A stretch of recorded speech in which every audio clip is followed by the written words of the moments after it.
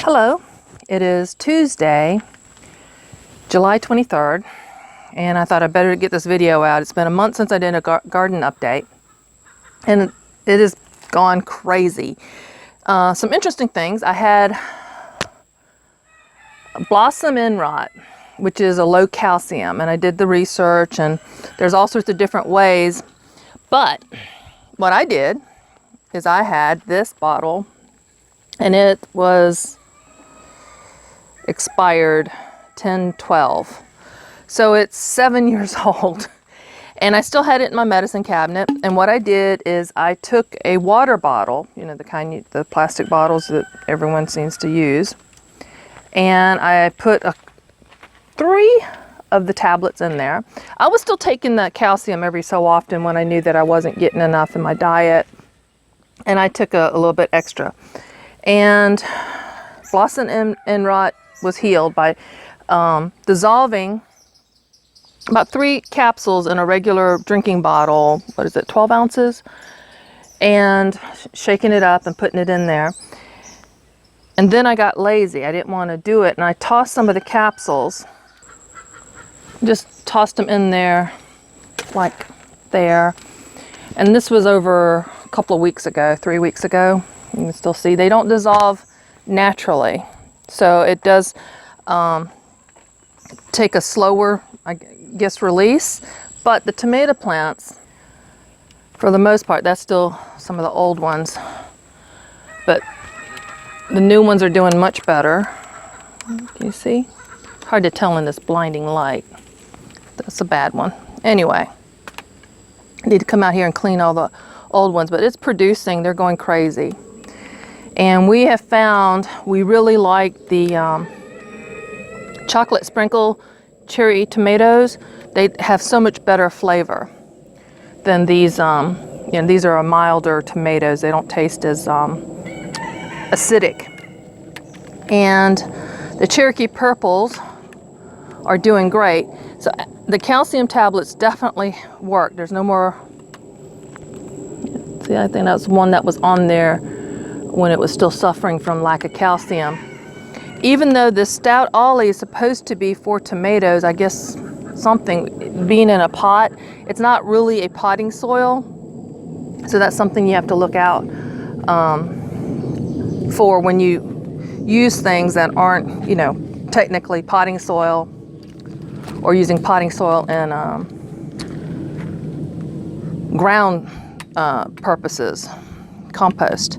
So anyway, dahlias are going crazy. They're producing lots and lots of flowers for me. The gladiola, that's the first one to bloom. There's a couple of more that's coming up with blooms. Look, a gardenia. I didn't see that yesterday. And this, another flower from there. It's getting a little crazy. And this is the Toro, the elephant ear planter that I moved from that one over there, one of the smaller ones, and put into this big tub, and it has gone crazy, and I will have to get this moved, otherwise it's going to take up her walkway. And we've got the Korean melons. Are not growing on the okra, but they're starting to produce flowers. And here's an okra flower. Isn't that pretty? It's in the hibiscus family. We harvested one okra. I was trying to keep an eye on it. It was smaller than that. And then 2 days later, it was 8-9 inches long. My husband went ahead and cut it, and it was tender. We were able to eat. We took bites, alternating, taking bites of it. It was really good. So, and looks like this whole top of this chestnut is not going to survive. Now here's a weird thing. We've harvested 2 cucumbers. I don't like them to get big, but look how the blooms. It wasn't like that on the. See, that's what I think of as normal. But now the blooms are all coming up in this strange configuration. The leaves are doing this. Is that lack of iron? A little different than the calcium thing. This is the regular orange sweet potato, and that's the purple sweet potato that looks kind of like the Korean sweet potato. I'm just letting it go. This is probably not the best way to plant it, but I did it that way. I need to come in here and clean, but the jalapeno peppers are doing fine. No blooms on them. This is all Korean sweet potato here, and I need to retrain that back in there and put some more potting soil. I only got 3 bags of the stout ollies left. I need to get some more. Before I planted the rosemary, I went and bought some rosemary, even though I've got some big ones on the other side. And it had 2 in there. When I bought the one plant, it had 2, so I divided them and put them in here. Because I love rosemary, even though I don't cook with it that much. I just love the smell of it, just touching it. And this is the purple sweet potato, and it's definitely expanding. Sorry about the camera thing. Anyway, so I'm looking forward to getting some Korean melons. There's a lot of flowering going on. I was hoping to train them on the okra, but that only one okra plant so far is producing that we can tell, flowering and producing. I need to go ahead and remove some of the, and even though I drilled the holes 4, 5, 6 inches high on these planters, it has been so hot that I need to water almost daily. But it's supposed to be some storms coming in. Oh, let's see if I can get this. Look at that, just landed on my shirt. And they lay larvae that eat stuff, so I'm not real crazy about having them, but it's all part of the life cycle. But we got definitely, we will get some okra later, but still with that much basin of water at the bottom, and I know the roots of these plants are now big enough to reach down there. It's still there. It's got its tongue out, looking for something. I'm not edible. But yeah.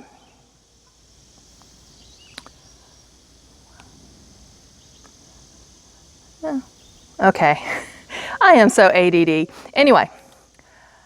Oh, the turmeric seems to be doing really well in these short things, but until you go down, you don't know what you're producing. And one of the containers that I repurposed that the turmeric was in from last year, it's got turmeric growing in there, even though I just left, I didn't leave a rhizome. I got all the rhizomes out. But, and it's still there. Let's see if I can get it to there. Okay, I'm trying to get you to, am I salty? There we go. Nope, it's back. It's back on me.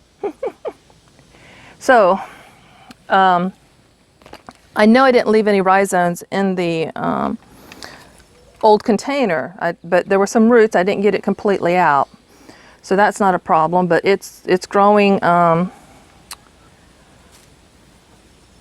turmeric in the old container still, so I'll let it be. Let's see what happens. These will get moved since they're small enough and easy enough. They will get moved into the greenhouse over the winter. My corn, as far as I can tell, this is that red Indian corn, heirloom, and it's not produced any ears, but it has, oh, what do you call those? But that's the pollinators, that's the pollen producers that the silks on the ear of corn through wind, doesn't need bees. You have to remember, native plants to North and South America, original native plants here, which is corn is one of it, maize, did not need honeybees as pollinators, did not need, they're wind pollinated. Tomatoes, native to the Americas, is a self-pollinator. So you can grow tomatoes in your house if you got the lighting and everything. It will produce you tomatoes forever, as long as you got the right conditions. So that's just something to keep in mind. I love honey.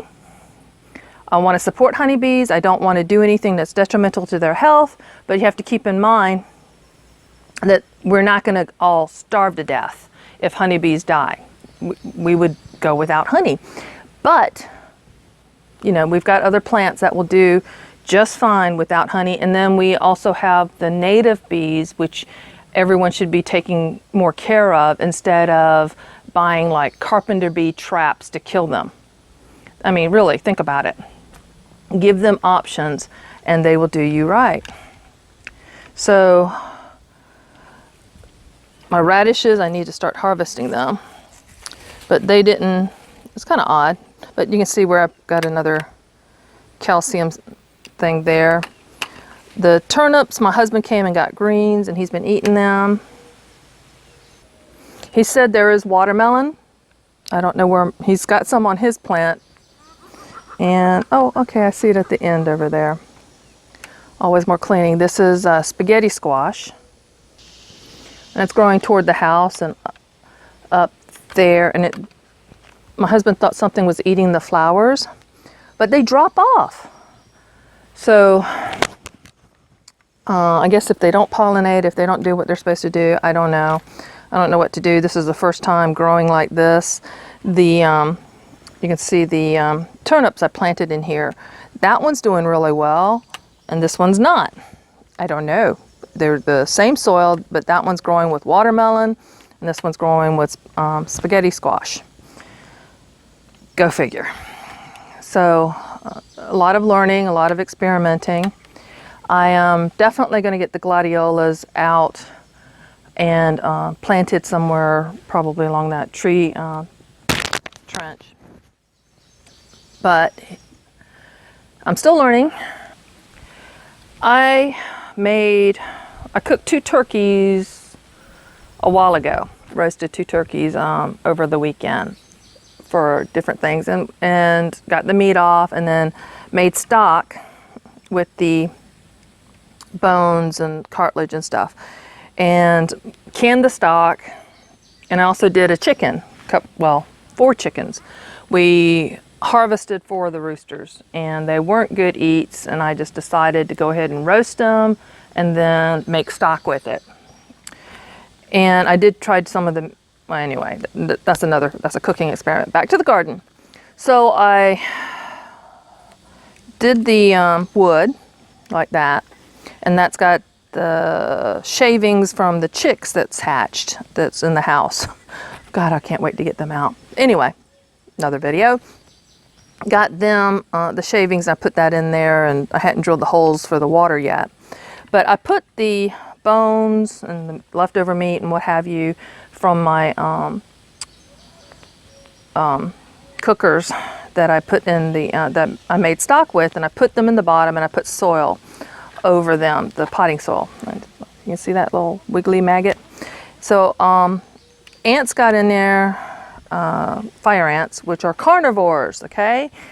I think I've stated in before, but in case you've missed it, they're carnivores and they'll eat whatever, the maggots and stuff, but I was also picking some of the maggots out and gave it to the chickens.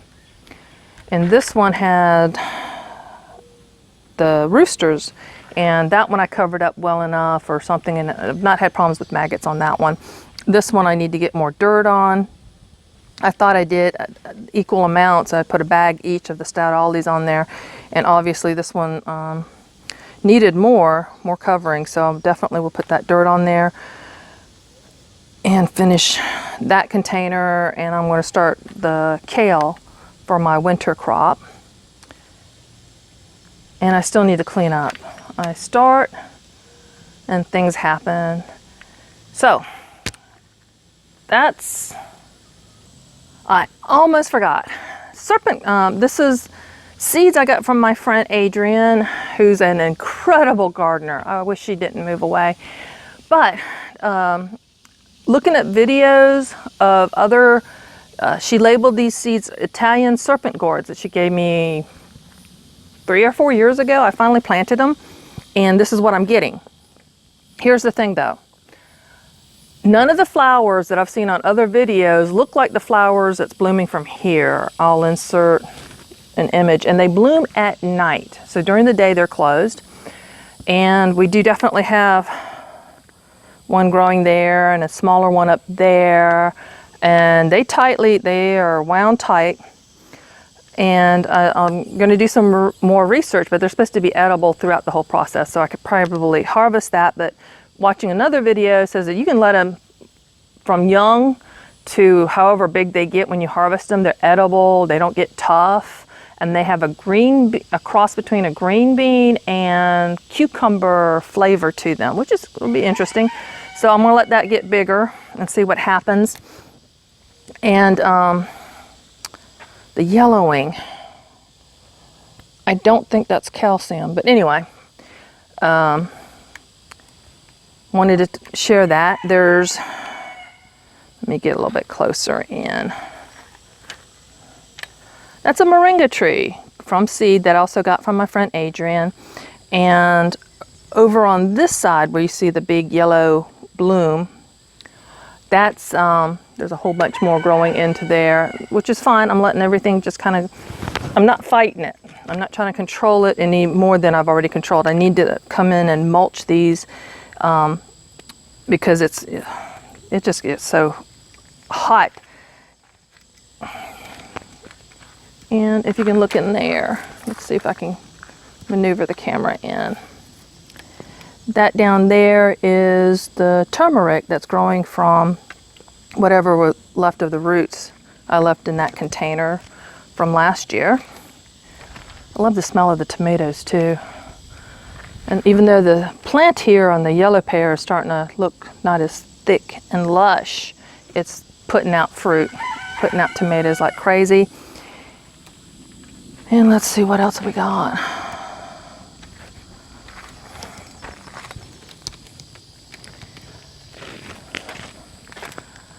So this Serpent Gourd seems to be doing well, but may need something. And I mentioned in my previous video on the bus that I had some announcements. I can't announce it. I did have something come and get some of the eggs that I had with in there and with the rosemaries. Anyway, my heart is kind of breaking, so include me in your prayers. I'm not sure what's going to happen. I want to control it, of course. I want to make things happen the way I think stuff should happen, but I am not infallible, so I'm just trying to not act like a toddler having a tantrum if things aren't going the way I think they should be going. So, and I will share the whole story when there's some sort of end to it. But right now, things are still too much up in the air for me to make the announcement. But my garden, we ate a couple of the Cherokee Purples yesterday just as a snack, and ate a whole bunch of the yellow pears and chocolate sprinkles, and they were so good. And I still have all this, I've been whittling this down, and it's just been shuffling, and I don't feel like I've made much progress. So, and update on the bus, it is at a mechanic's, and they're supposed to get back to us with all the stuff that it needs done to make it safe for us to go. We definitely need to replace the two front tires, which are somewhat dry rotted. There's some sort of rear gasket that needs to be replaced, and we'll see how much that comes to. And thank you for joining me. Isn't that pretty? And this one is just popping them out. Look how big these leaves are. Now, planted in the ground, they will get even bigger, but this elephant ear is also, it's still producing. There's another baby, I think. And I didn't factor in how wide that was going to get. So it's overshadowing this container of okra and Korean melons. And the perilla plant, I think I'm just going to get rid of. I still hadn't gotten rid of the purple, but we hadn't harvested anything in the last week, and so it's going nuts too. Oh, it smells so good. Thank you for joining me. Are you back?